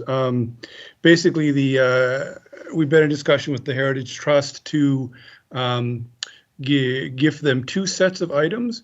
One of them are things related to the HMCS Sackville, which, as many councillors and listeners as well may know, is the Corvette ship that fought in World War II and is now docked in Halifax, serving as the Naval Memorial. In 2010, the 100th anniversary of the Canadian Navy, there was a special celebration, and in town here, it's centered around the HMCS Sackville. There was quite a number of events, and members of the trust from Nova Scotia, from the HSCS Sackville Trust, came to several events in town, and with them they brought several items which they had decided that they would be able to donate to the town. Those items were subsequently put on display after that year at the Heritage Trust at the Bolton House. And at the end of that year in their display at the Bolton House, it was agreed that the Heritage Trust would hold on to them, at least in the short term, until a decision could be made what to do with them. There was a tentative idea that perhaps they would go into the new town hall, which we're now in, which was built in 2012. But in 2012, a decision was made to put art in the town hall and in most of the public spaces, so there really wasn't a location for the HMCS Sackville things to be displayed properly. So they've essentially been stored safely by the Heritage Trust since then. The other set of items are things that we recently, when the town hall was moved, a number of things were brought over to this town hall and stored, essentially put in cold storage. It wasn't cold, but it was inactive storage. This January, we went through it and sorted out a lot of things. Probably 2/3 of the things were garbage. 1/3 were things that were given to different departments or given to different people for sorting through and storing again. And then a number of things were just odds and ends that had been given to the town. We have no records of when they were given or how they arrived at the town, but we thought they might have some historical significance. So we invited the Heritage Trust to come and have a look at them. And they took, I think it's 6 or 7 things, an 8th Hussar commemorative plaque, a First Methodist Church plaque, a portrait of Norman Hessler, who was the president of Enamel Heating Products, 3 commemorative proclamations of replica proclamations for 1867, 1965, and 1987, and an 8th Hussars anniversary certificate. So there's essentially 2 gift agreements. The first one is for the HMCS Sackville items, and the second one is for those odds and ends that we had collected over the years at Town Hall. Staff, in talking to the Heritage Trust, I think it had always been the intention, certainly with the first items, the HMCS Sackville items, since they came to town, that there would be consideration of actually gifting them to the trust. As everybody knows, the trust is an extremely reliable, trustworthy, well-developed organization. They operate under proper archival and heritage and museum rules. They have climate-controlled and secure locations for everything that they, all of the things that they own. And it's essentially I guess, a tenet of proper archival and museum operations, that the museum or archives would own the items that they are storing and looking after, to make sure that they can have control over them and that they can move them and use them as necessary and appropriate, without having to, of course, go back to wherever they had originally had them from. So I think that pretty much summarizes what we know at this point, and I'd be glad to try to answer any further questions. Thank you, Mr. Kelly-Sparrows. Mr. Tower, you have your hand up. You wish to supplement? Yes, I'd like to support this motion. We know how much the Heritage Trust does for Sackville and our history, and they are firm supporters of our history. And they actually know how to take care of them without having them put into storages and lockers or whatever else. They share the information well, and one of the reasons they need them applied as gifts is that they go after federal and provincial funds, and they require that the gifts, they're going to be, any funds they're getting to support and improve or save our gifts has to be an unconditional gift to them.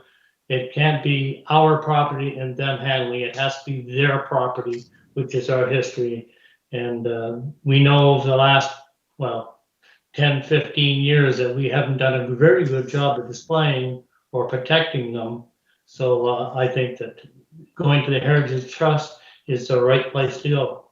Thank you. Thank you. Councillor Finney, please.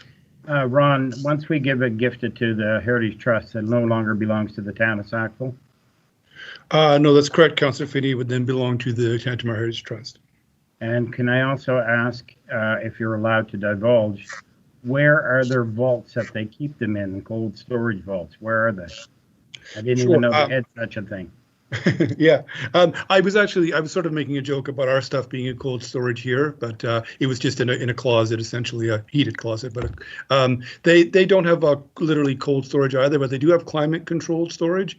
They have in the, I believe it's in the basement of the octagonal house is heat and air conditioned and all that sort of thing, and the interior, I think, of the Bolton also has some spaces like that, so that if they have something like a painting or a written material or something like that, they can keep it in a place where it will be maintained and won't deteriorate because of conditions. So. Thank you very much. I didn't know that. You're welcome. Thank you. Councillor Michaud, please. Thank you, Worship. I was appreciative of getting the email today from the collections chair at the Heritage Trust, providing some information in regards to the HMCS Sackville items and how the municipality came into possession of those. And I guess that's where my questions were raised at the special council meeting, was more so not necessarily on the Heritage Trust and their abilities, however, in the fact that we were ensuring that the items that were gifted to us did not have some sort of stipulation attached to them in regards to where and how they were to be utilized, or if we were restricted in gifting them. So I think that's been handily covered here, and I'll be happy to support this motion. Thank you, Councillor Michaud. Councillor Finney, is your hand back up again? Yes, just one more question. Ron, will they be displaying those gifts that we're giving soon? Because in all honesty, I don't think I've ever seen them. That's a good question, Councillor Finney, and I can ask them and encourage them to do so. I know they do rotate their exhibitions fairly frequently. And another fantastic thing about them going to the Heritage Trust is if you go in there and say, I'd like to see this item, they can, locate it for you and show it to you. Whereas when we had all the things here that were in the closet, nobody even knew they were there. Yes. So it will definitely be an advantage. Yeah. Okay, thank you very much, Ron. You're welcome. Not seeing any other questions. Shall I call the question? Question. All those in favor? Aye. Aye. Aye. Opposed? Motion is carried. And is that it for tourism and business? Yes, it is. Thank you, Bishop. Thank you. So we move to public property and facilities. And Councillor Evans, are you leading this? Okay. Yep. So engineering public works. During the month of August, the Public Works Department completed several road ditching projects on various streets around town. Public Works staff conducted the installation of several driveway culvert renewals and extensions that were required. Public Works staff finished up the majority of the line painting. Public Works and Utility Departments completed the extension of the sanitary sewer main, as well as a new sanitary sewer and water service for a new house on Church Street. The Engineering Public Works students completed their summer work term at the end of August, and we would like to thank all the students for their great work throughout the summer and wish them the best in their upcoming school year. The Engineering Department completed the RFQ for a digital signboard at the Tantramar Veterans Memorial Civic Center during the month of August and look to bring results to Council for their review and consideration during the October meeting. Engineering Department, in consultation with AEC Engineering, have been working on the tender for the Veterans Civic Center backup generator project and look to go out to tender during the month of September and discuss the results with Council during the October Council meeting. Engineering and Public Works Department have been working with Windsor Salt to establish another bulk purchase of road salt for 2021 winter season. Pricing for the upcoming winter season had a minimal increase, 1.5% over last year's pricing, and a motion will be coming forward after this report. Engineering Department provided on-site inspection for Bowser Construction Limited as part of the Milner Avenue reconstruction project during the month of August. The project is progressing well, and we expect to have the project completed by the end of this month. The Tantramar Veteran Civic Center hosted an ICE user group meeting and the Mount Allison Welcome Center in the month of August. As well, the Civic Center was a COVID test site on September 1st.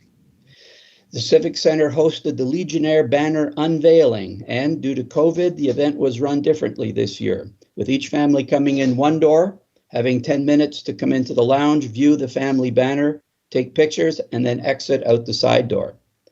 Staff are working on COVID-19 operating plan for the Civic Center with a tentative start date for the ice plant of September 18th. And as far as municipal parks go, the pickleballers have finished the courts. Dozens of volunteer hours were put into laboring in the heat to bring this project to completion, and it would not have been possible without them. The pickleball courts can now be booked at bookings@sackville.com. Park staff will be in all the parks year-round doing maintenance. If there are any questions or concerns, the public can call 364-4955 or email to bookings@sackville.com. Park staff will be installing the Legion banners over the next week or so, and Sports Field will remain open for public use, but please keep in mind social distancing when possible and wash your hands frequently when using these public facilities. Public washrooms will remain open at Bill Johnstone Memorial Park as well as a Lillis Fawcett Park for the next month or so. And that's the report. Any questions on the report? Councillor Michaud, please. Thank you, Worship. Just a couple of questions. First of all, just in regards to the ditching projects completed, will there be more of that happening through the fall? Thank you, Councillor Michaud. There will be as time permits, yes. We've got a couple other projects that we're working on now, and definitely if time permits, we do have some other ditching projects to work on. Great, thank you. And my other question is regarding our current drought And I'm not sure if council or I may not have seen an update in regards to our current wells and situation in regards to water, and how we're faring in that department. I know other municipalities have been facing some struggles. And also add to that, I'm just kind of curious as to how many residential properties or homes in our community do not have water service and rely on wells, because I've been hearing inklings of issues happening on with some wells, and I'm just curious about that. Mr. Acton? Yes, thank you, Your Worship and Councillor Michaud. With respect to the wells, I'll speak on the wells. There's 3 deep wells at the water treatment plant that provides us with all of our domestic water for the entire town. The wells, to my knowledge, are there are no issues that we're aware of. There seems to be ample amount of water coming or being produced by these 3 wells. And in discussions with Veolia, there's never been any indication that that production or the sources have depleted in their ability to provide us with the water. With respect to the municipal residential house counts, I may call on the treasurer to help me out with the numbers. I don't have those exact numbers on who are on residential town water. I know that we do have that information, and I can definitely get that for you. But obviously, all the exterior of the town, Mount View area, some of Walker Road, for example, do not have residential or domestic water. I'm not sure if the treasurer may be able to help us out with those numbers. Mr. Beal? Yeah, I can give you a generalized. We have approximately 2,000, a little over 2,000 customers that we send bills to. The property tax book, the property tax roll that we get says we have around 2,600 people who get property tax bills. Now, we do have to take into account, for example, the university has 1 PID, maybe half a dozen PIDs. But they receive probably 40 or 50 bills. So we could easily say probably 1,850 to 1,900 of 2,600 properties are serviced through water and or sewer. Of course, some of those properties as well are vacant lots as well. So it would have to be something we'd have to research. We don't have that at our fingertips, but we do send out approximately 2,000 bills every quarter. I'm just curious if staff, I mean, the last drought was really about 19 years ago or so, but with what we're currently facing and the prognosis in regards to, we talk about our ever-changing climate. I'm just kind of wondering what type of discussions may be taking place in the fact of extending water services, not sewer services, but water services, at least into areas that currently aren't serviced. Well, I guess I can start. We've had some general discussions over the last year or two, I guess, going back even to the previous CAO about are there areas that we could extend. If we extend and there are not sufficient customers to offset it, and it's 100% at our cost, then we would be extending new services at the detriment to the existing customers, and the existing customers would have to pay for those new services. So we have kind of tried to look and see if there are any areas that would make a $100,000 expenditure self-sufficient over a 10-year loan kind of thing.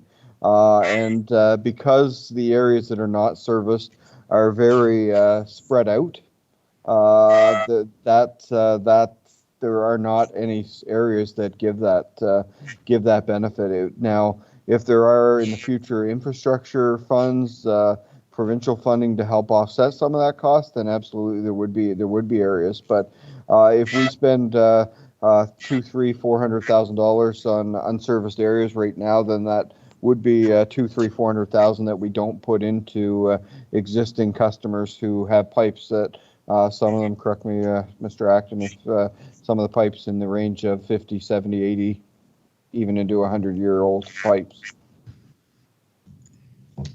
Yep, that is correct, Mike. There are a lot of areas, as I think I spoke in a previous council meeting that Councillor Finney had asked. There are still a lot of areas that we have pipes that are in the 30s, that were installed in the 30s, that we're still trying to work on to upgrade those areas. So, and as the treasurer indicated, it's very expensive to install new water and only picking up a few customers because typically they're spread out in the exterior of the town. Great, thank you. Okay, Councillor Finney, please. Dwayne, can you tell me who is AEC Engineering and what's their background, where are they from, and what's their expertise? They're an electrical engineering firm out of Moncton that we consulted with well over a year ago when we started talking about the generator project. They are an electrical consulting firm out of Moncton, and we've been working with them for over a year and a half on this overall project. Thank you very much. Much appreciated. Any other questions on the report? If not, I have a motion. You have a motion, Councillor Evans. I move that council approve the bulk salt supply agreement with Windsor Salt Limited for the 2021 winter season in the amount of $74.47 per metric ton delivered for approximately 800 to 1,200 tons of road salt, and authorize the mayor and clerk to sign and seal the agreement. I'll second. Moved by Councillor Evans. Who was that? Sorry. Councillor Black, I'll second that motion. Councillor Black, second. Thank you. Open for discussion. Councillor Michaud. Thank you, Worship. So I just want to clarify that I got the information right. That was at the special council meeting last week. So Nutrien, their pricing could vary between $3 to $6 per ton less than Windsor, and also Nutrien is also being currently used by DTI and other regional municipalities like in our area. Is that correct? That is correct, and the reason for the variance is depending on which trucking firm we use to truck the salt, because Nutrien doesn't pay for that. That's something that the town would have to source out ourselves. There's a variation of two of the main trucking companies of that $3 difference. So you are correct. Yeah, I won't be able to support this motion. I'm a little disappointed that that we aren't going the route of supporting a New Brunswick company here that obviously is providing a lesser price and obviously has a contractual agreement with the provincial government, which the provincial government has opened up to municipalities to participate in. So I won't be supporting this. Any other questions from council?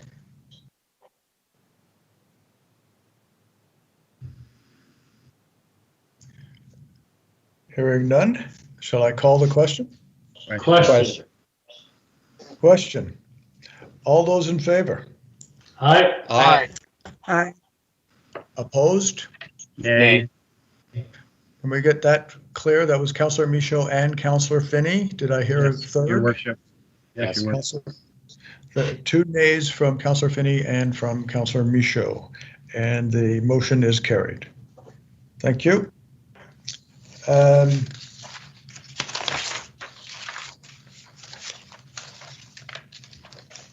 So we move on now to item F, and we have a guest speaker. Who's up first? Councillor O'Neill? Yes, I'm here, Your Worship. Parks and Rec. Yes. There were 1,130 participants during the summer programs, even though there were some restrictions. And you've already heard that the pickleball court has been completed in this busy spot. And again, just mention that if you wish to gain access, you do so by contacting bookings@sackville.com. The downtown buskers have completed their events this fall or this summer. Anyway, it's ended for the season. And also the Mount A corn boil was another success, I hear, with about 350 students participating. Adult Frisbee continues at 6:30 Thursday evenings on the Lawrence Street soccer field, with drop-ins welcomed for only $3. Many fall programs have been delayed with hopes of offering additional programs in October. And that's report of Parks and Rec. And the report for the library, as of September the 8th, the library is open 5 hours per day, Monday to Friday, as well as Tuesday and Thursday evenings. Registration for the Summer Reading Club was done both online and in person, with 35 members reading 785 books. And that's the report for the library.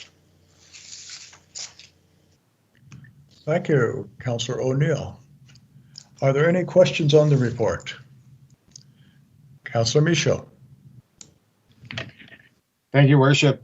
Just in reading the report here, it indicates about community development grant applications, deadline coming up October 15th. And I'm just curious about how things have unfolded this year with the grants that were awarded for 2020.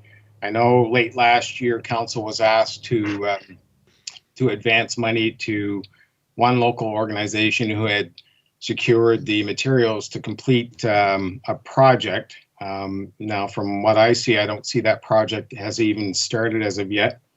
I drive by there almost on a daily basis. And also, I would presume that some of these organizations had planned events or activities that were curbed by COVID. I'm wondering how those funds would have been expended. So will council be receiving a report specifically in regards to the funding that was awarded for 2020 and how those groups have managed to utilize those funds in order to help their programs, even though maybe some of those programs or their activities weren't able to take place? So as I presume this will either be to Mr. Pride or to Mr. Beal as part of the budget process. Will that information that Councillor Michaud will be seeking be brought forward? I can answer that, Your Worship. Thank you, Councillor Michaud. We traditionally have had a reporting requirement for our grant recipients. So if council agrees to give money to a particular organization, they do need to file a report before they're considered for the next round of applications. We haven't been asked to report to council directly about that in the past, but it's something we could certainly look into. There are groups that have not, like you mentioned, been able to provide their event or their service this year, and we traditionally do not release funds until they're able to confirm that they have completed their project or they have hosted their event or whatnot. So I do have a pile of check request forms sitting next to me on my desk here that have not been submitted to finance because they have not confirmed that their seasons or their events or whatnot have taken place. So I know there are a few organizations that have not yet started and probably will be starting in the fall, minor hockey, for example. So there's still some funding that will end up going out, but there are some definitely that will not be sent out this year. Thank you, Mr. Pride. Is that good, Councillor Michaud? Yeah, no, that's great. I guess it just more so getting an idea of what was able to take place, what isn't, what these organizations are facing for 2021. And, I mean, as we budget, we budget accordingly. We've been very fortunate to be able to do this in the past. And I just want to make sure that, we're meeting the needs and that as the money is expended, that, the services that they're looking to provide have been carried out and the community is benefiting. So. Right. And it does sound like we're going to get that from Mr. Pride. Councillor Finney, please. Matt, just one question. Those free passes to St. Andrews and King's Landing, those were provided by the province, or did we buy them, or where did they come from? No, I believe that's a provincial program, Councillor Finney. Okay, thank you. Okay. Any other questions on recreation? Hearing none, Councillor Finney, your hand's up. It's not a new one, is it? No, Your Worship. Okay, thank you. We will move on to public safety then. Thank you, Your Worship. Cycle Fire and Rescue responded to 75 calls during the month of August, which were 5 commercial fires, 3 grass fires, 2 rubbish, 2 forest, 1 utility pole, 1 vehicle fire, and 1 motor vehicle accident. Training sessions during the month were pump operations, water rescue, vehicle stabilization, as well as equipment checks. Staff continue to monitor a potential second COVID wave, and also they are working with EMO for the upcoming hurricane season. I will be presenting a motion here for an unexpected fleet repair. And when I read the motion, I'll ask the chief if he would speak on that. And again, of course, the chief reminds everyone to have a 72-hour emergency kit on hand at all times. The motion is, I move that council approve the transmission rebuild for the 1997 Spartan aerial fire truck from East Can Fire Truck, Inc. in the amount of $14,662.50, HST included. Moved by Councillor O'Neill. I'll second that, Your Worship. Councillor Tower? Seconded by Councillor Tower. Any discussion? Shall I call a question? Question. Worship, I'd like to have the chief speak on that. Thank you for that. Yes, good. Chief Bowser, are you able to expand on that, please? Yes, thank you, Councillor O'Neill, Your Worship, members of council. So as alluded to at the last special meeting of council, we have an unexpected repair with our transmission on our aerial truck. I might note that our aerial truck was in full operations last Tuesday evening at the fire downtown. However, again, as noted, we did dispatch Amherst Fire as part of our mutual aid agreement to ensure that we did have a fully operational vehicle there in the event that that vehicle did have something happen to it while it's planning for its repair. But thankfully, that truck did not experience any problems that night and worked fully to its capabilities.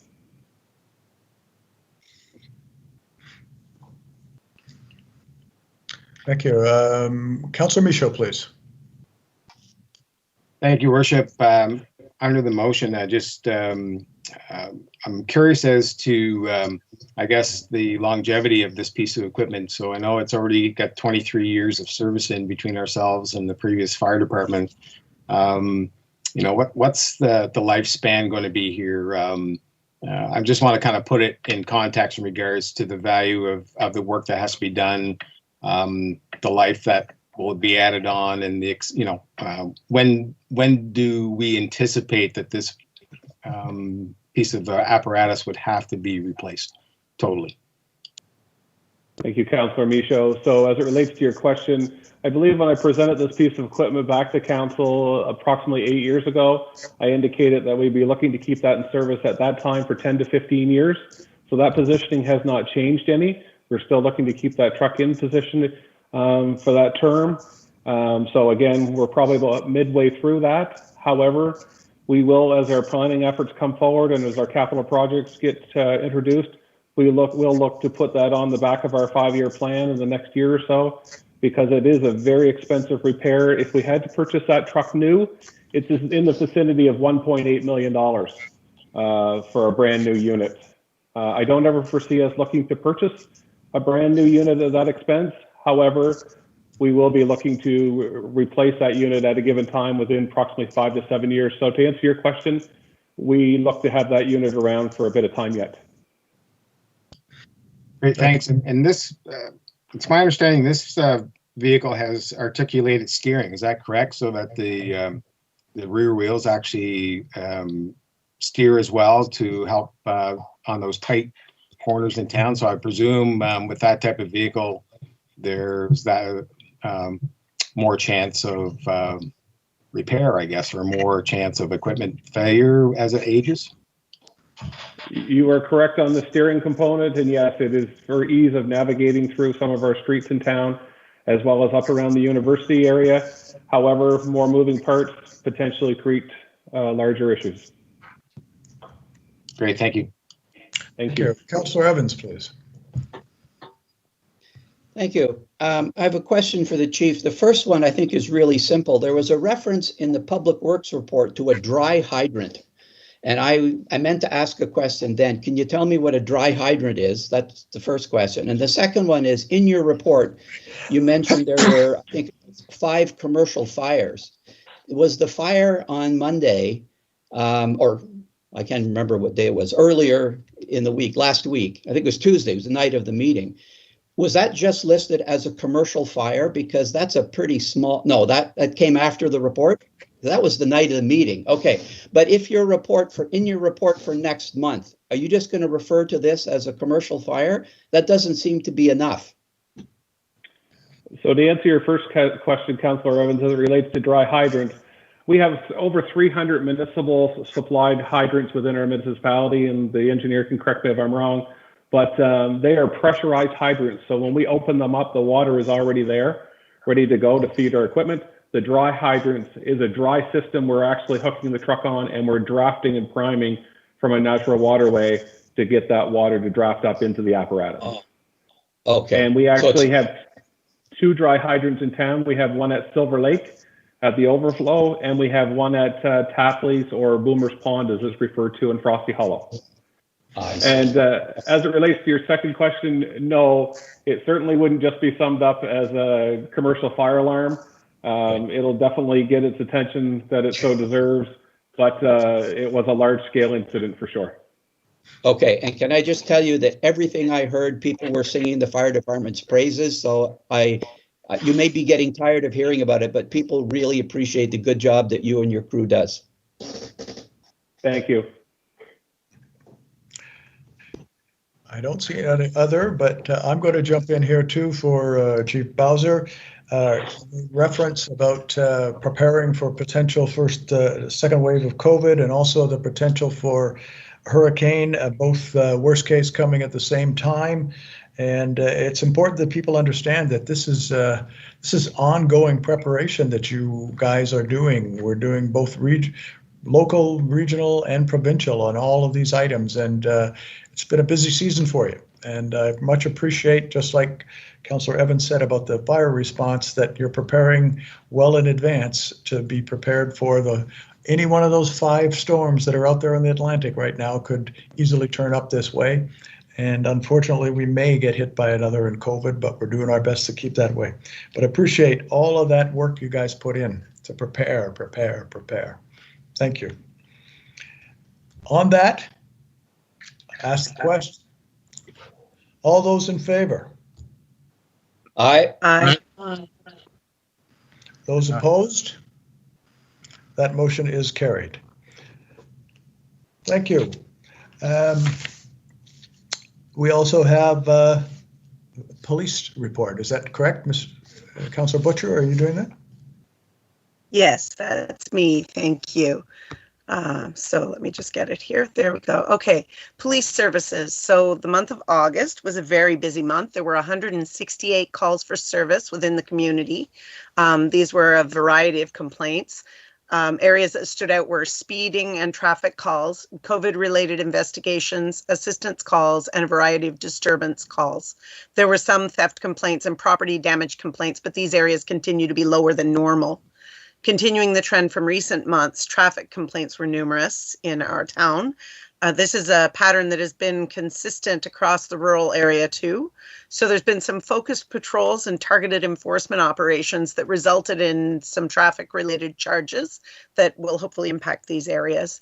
And they're continuing to monitor the areas as well. And September will also see some focused visibility patrols at times when student pedestrians are mobile. There were a few Mental Health Act investigations, but the numbers are consistent with prior months. And they've also continued to attend several false alarms and false 911 calls. Related to the EMA provincial order for COVID-19, there were numerous calls fielded in the past month, but they were largely due to Mount Allison's school year starting. So that's why those were up in calls. And Sergeant Gagné met with the Public Safety Committee on August 27th in person, and we were able to receive feedback regarding policing issues. As far as administration goes, all officer positions continue to be filled, and the CPO is due to start in September at some point. And that is the report. Are there any questions on the RCMP policing? Councillor Michaud, please. Thank you, Worship. Just wondering at some point in time if council might be able to get actually some numbers around some of these calls instead of an overall 168. I mean, they mentioned COVID investigations, disturbance calls. You know, how many tickets were issued? It'd be great to put some numbers around these to understand further. You know, of those 168 calls, were 100 of them COVID investigations? We don't know. How many tickets were issued out of those 168 calls, or were those on top of the 168 calls? But I think that's important information to have. I mean, we don't have to have specifics around each call, but if we could start getting that information a little more broken down, I think it might help us get a better understanding and help the community understand maybe what type of circumstances that the RCMP are dealing with. Thank you. Thank you, Councillor Michaud. Yes, once again, the question about the quality of information we're getting when we don't have that confidential council meeting with them to ensure that we all get that data and can ask those questions has certainly hampered the service. And I think council's going to have to consider that in the future as to whether that makes sense to continue like that. Next up.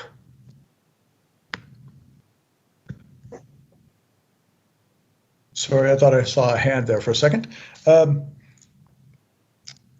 We shall. You did see my hand, actually. I thought you had seen that. Sorry, Your Worship. I don't necessarily think that this type of information is confidential information. I mean, there are some circumstances that might need to be confidential, but this type of information is information that should be readily available. And we shouldn't have to go into an in-camera session to get it. So I just want to clarify that, yes, sometimes it's important to have confidential communication with the RCMP around circumstances, but this is information that should be readily available, and we shouldn't have to ask for it. It should be there in a report from the RCMP. Thank you. Thank you for your follow-up. And the other is that on the RCMP, there will be an administrative meeting soon. Mr. Beal, are you able to speak about when that is actually taking place in terms of the municipal contracts? We're having one. Thank you, Worship. We're having one with just the administrators, so CAOs, treasurers, and mayors, just as the just for the partners.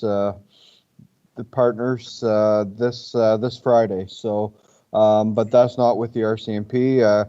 They've indicated before we've asked for quarterly or semi-annual meetings.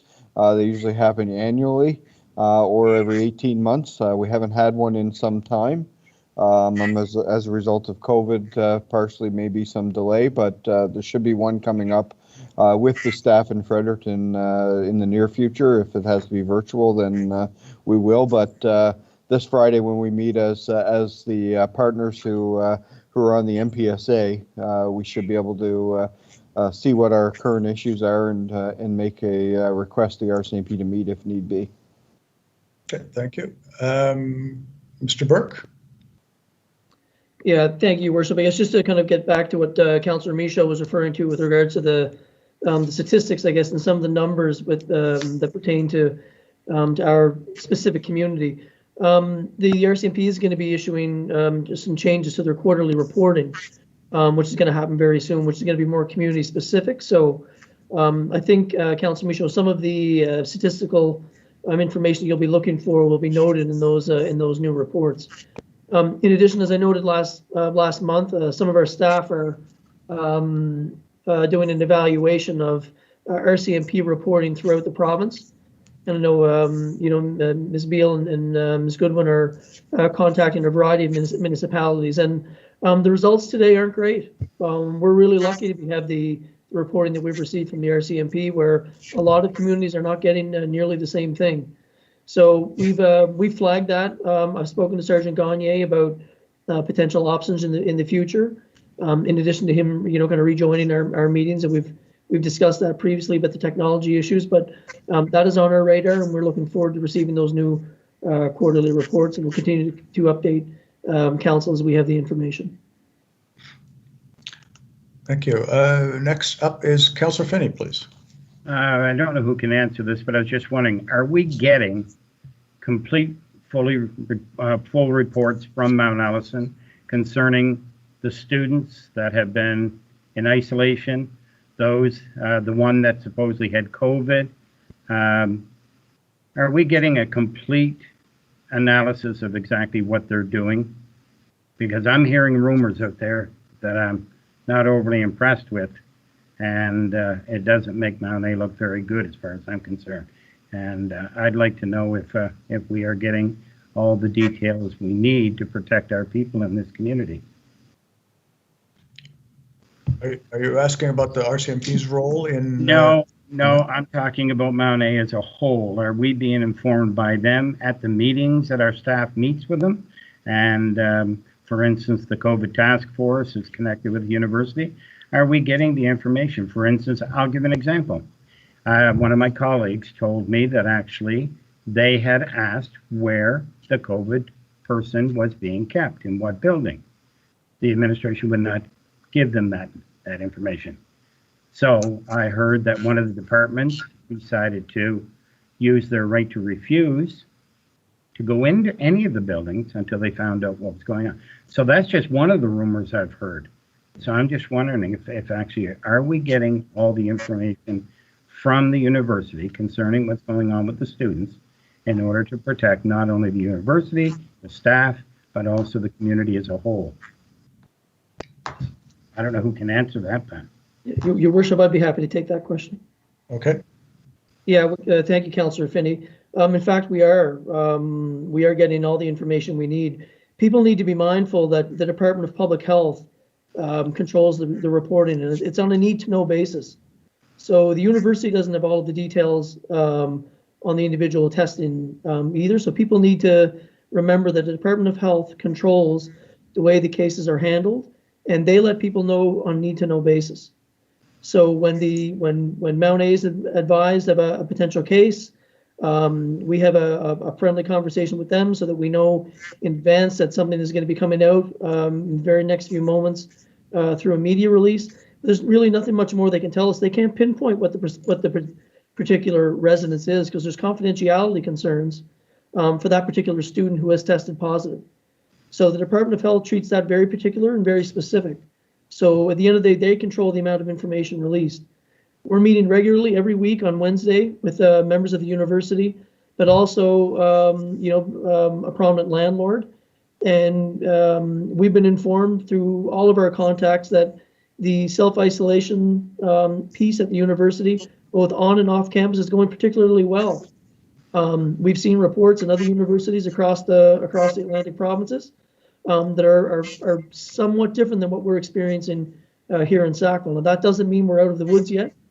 Students and residents all have to continue to be vigilant, but so far so good with only one positive case. I think that speaks to a tremendous amount of preparations on both the university side, but also at the community level by following the advice of the Chief Medical Officer of Health and the help of the COVID-19 task force has really been a fundamental community organization to help get messaging out to community members. So kudos on them. Thank you. Councillor Finney, you have a supplement? Yes, I was just going to say, Your Worship, the thing is telling what building someone's in, whether they're COVID or not, is not a big secret as far as I'm concerned. People are only concerned about what building they shouldn't go into, be associated with. So they didn't want to know the person's name, where they were from. They just wanted to know what building they were in, so they wouldn't be going in there. They want to be protecting themselves, their family, their friends, the community as a whole. And by not divulging that to the employees, I think they were putting their employees at risk. So that's my opinion. And I mean, we all have differences of opinion. So thank you. And you've expressed your opinion, but it's not a town question about whether Mount Allison employees and Mount Allison information is being exchanged. That's the concern we would have right now. So your point is made. And if there is no other commentary on this, I would just like to make one point that for those of you who know, that might have been Councillor O'Neill's last report to us, as she will not be attending the next meeting. And I just want Councillor O'Neill to know that there are a lot of people in this community who appreciate what she has done, not only here in council, but in the many community support events and initiatives that she's carried out over all these years. You are a force to be reckoned with, as you can tell, coming back from surgery. She sits up here and joins us. I wish you all the best, and I want to thank you for everything you've done. Thank you very much. Thank you, Your Worship, and the rest of my councillor friends out there and staff. It's been a journey and a half over the last 16 years, plus pretty near 4 full months. Look back over the years and lots of times I know that you folks some of you have shook your heads at things I've said. Other times you kind of patted me on the back, but that goes the way with every one of us that's there and sits in one of these seats. But the big thing I look at that I'm so pleased that happened is our new town hall, the one that has us there with our town hall, the RCMP, and the fire station. And I guess the other thing that I remember, I don't know how many times I ragged staff on, why can't we fix Lawrence Street? It wasn't so much the flooding, it was more the rough road. I couldn't go over the speed limit down there because it was so rough. But anyway, those are just 2 of the big items. And as I look back, there was a lot more. But anyway, just now's the time for me to thank everybody for being there, for supporting me, and being good friends as well as council members. So thank you very much again. Wish you all the best in the coming years. Thank you, Councillor O'Neill. And Councillor Michaud, I think we just found out why we're not getting data from the RCMP, because it would be Councillor O'Neill speeding along Lawrence Street in every report. That was 100 of the 168 complaints this month, I'm thinking, right? Councillor Butcher? Thank you. I know we should probably not all take time to publicly thank Joyce, but as one female on council to another, I would just like to say that I have thoroughly enjoyed serving with you, and you have taught me so much. And when I grow up, I want to be you. But you're leaving council. You're not leaving our community. And I know we'll see you out and around and at events still, because this is just goodbye from council. So thank you for being part of council with me. I've thoroughly enjoyed it. Well said, Councillor Butcher. Thank you very much. Okay, we shall, this is going to be a tough act to follow, but Councillor Black, you have policy bylaw. Thank you very much. It's a tough act to follow when you're reading policy bylaw because it's often boring, but the report can be found on page 39. And we actually did not meet in the month of August, but there are a few things that we that are included in the report. So the bylaw number 274, a bylaw to regulate and license the owners and operators of taxi cabs, had 3rd and final reading in August. Bylaw number 275, the fire prevention bylaw, received 3rd and final reading as well. Bylaw number 276, a bylaw respecting culverts and water drainage structures, received 3rd and final reading in August as well. Policy 2020-12, the purchase and use of bottled water policy, was passed at the regular council meeting of August 10th. And as was discussed, the fire department received 3 quotations for the transmission rebuild for the aerial fire truck, which we heard from tonight. Motion was brought forward under public safety. The clerk's office continues to update the town's operational plan and has been working on the operational plan for the Civic Center. And as of noon on Friday, as we heard, September 4th, the town's operational plan included wearing masks and would be mandatory in public areas of town facilities. The clerk's office attended a virtual information session on a municipal management training program that we heard about tonight as well. The clerk's office has been receiving requests from organizations and individuals to present at our budget meeting scheduled for Monday, September 21st, next week, beginning at 7 p.m. All requests to date have been added to the agenda. The clerk's office provided 3 commissioner oaths for residents during the month of August, and that is the end of the report, and I don't have any motions this month. Thank you. Any questions on the report? Hearing none, thank you, Councillor Black. Then we will move to Human Resources. And is that yourself? No, it's Councillor Evans. Okay. Yeah. The HR Liaison Group met on September 9th, and the following is an overview of recent activities during the past month.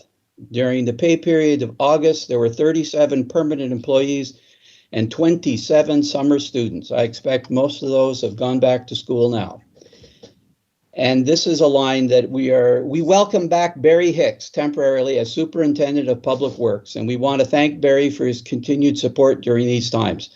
Personally, I want to thank him a lot. I don't know, I can't imagine the position we would have been in if he had not been able to step in on 2 occasions to help us out. Big thank you. And we continue to address 3 vacancies. The Senior Manager of Corporate Projects interviews are scheduled for September.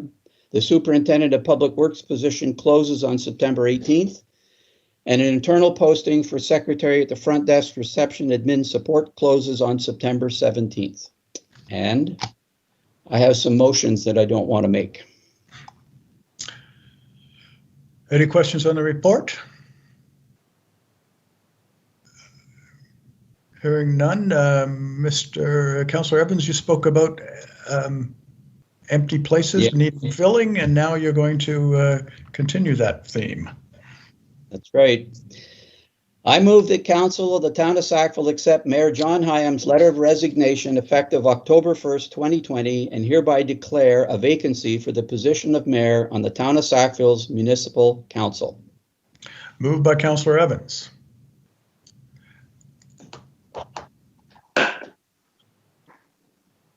I'll second that, Your Worship. Councillor Tower. Councillor Tower, thank you. I was thinking. I was going to ask if we don't get a seconder, then if you just have to stay on as mayor. I thought about that. Luckily, we have a seconder. So I will call the question. What? All those in favor? Aye. Aye. Motion is carried. You have another. Councillor. Yeah, but I'm going to take advantage of the microphone and say that I just want to thank you for the work that you have done. You stayed on longer than the 4 years you committed to, and I appreciate that. So I don't have to like it, but I will thank you and appreciate what you've done. Thank you.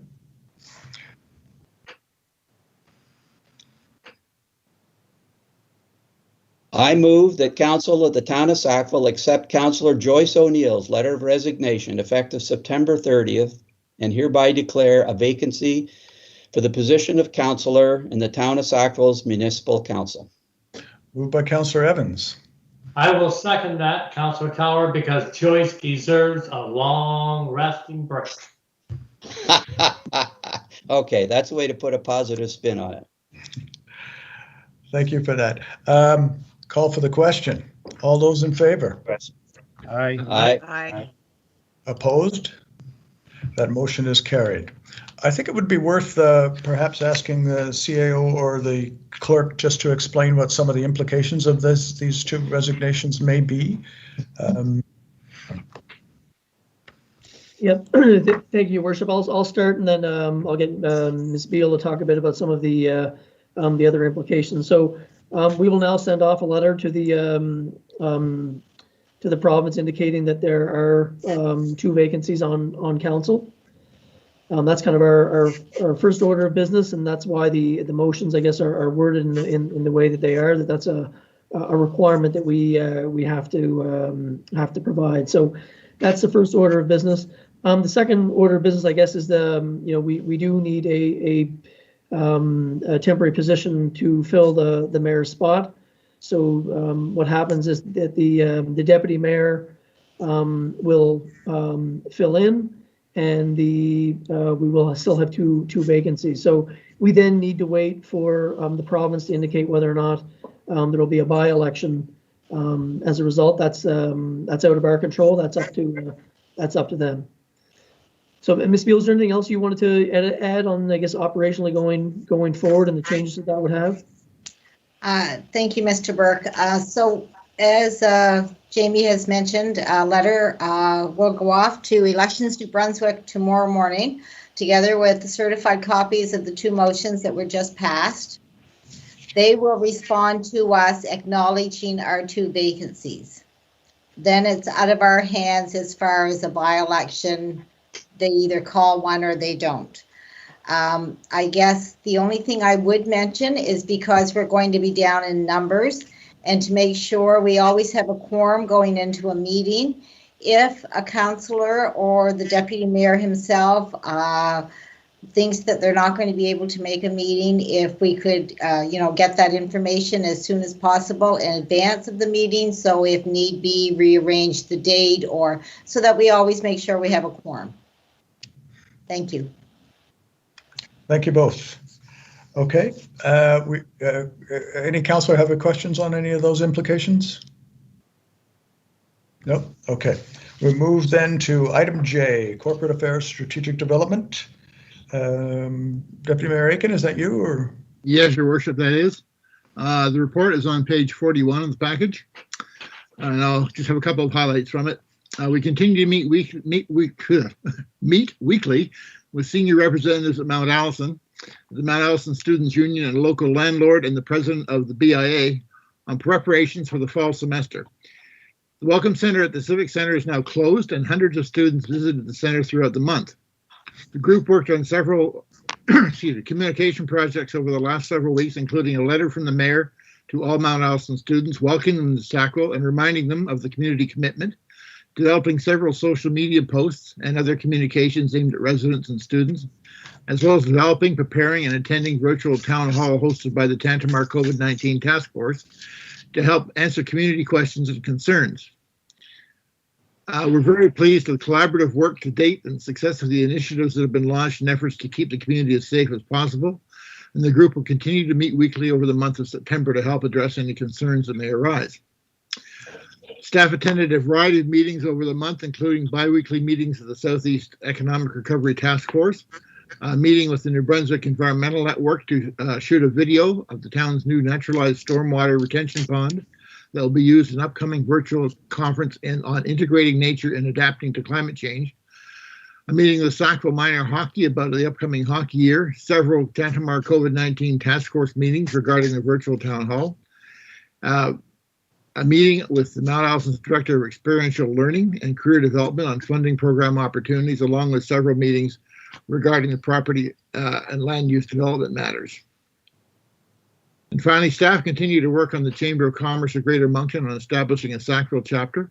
In discussions with Main Street redevelopment, it was felt that it was best to wait until mid-September to launch a joint campaign in order to give local businesses time to prepare and adjust to the arrival of students. Businesses can expect to see a formal joint campaign coming very soon, a partnership between the town, BIA, and Chamber of Commerce for Greater Moncton. And that's the report, Your Worship. Thank you, Deputy Mayor. Are there any questions on the report?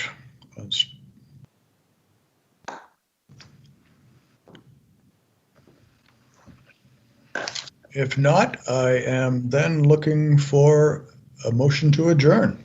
I move we adjourn, Your Worship. Councillor Tower. Second that. Moved by Councillor Tower, seconded by Councillor Finney. All those in favor? Aye. Aye. Opposed? What, did I hear Joyce say nay? That motion is carried. Thank you all. Thank you. Good night. Good night, everyone. Good night.